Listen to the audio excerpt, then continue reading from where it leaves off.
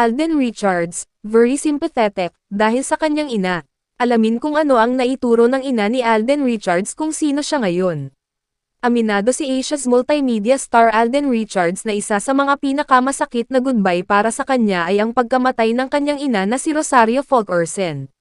Ayon sa aktor, isang bagay na naituro sa kanya ng ina ay pagiging sympathetic sa mga tao. Sa Fast Talk with Boy Abunda nitong Miyerkules, November 13, tinanong ni King of Talk Boy Abunda kung ano ang most painful goodbye para kay Alden.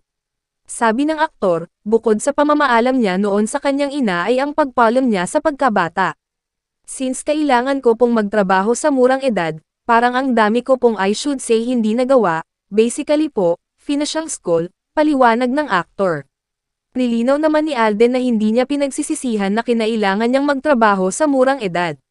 Ngunit iyon ang isang bagay na gusto niyang magawa na hindi natupad dahil kinailangan niyang siguraduhin ang kalagayan ng kanyang pamilya.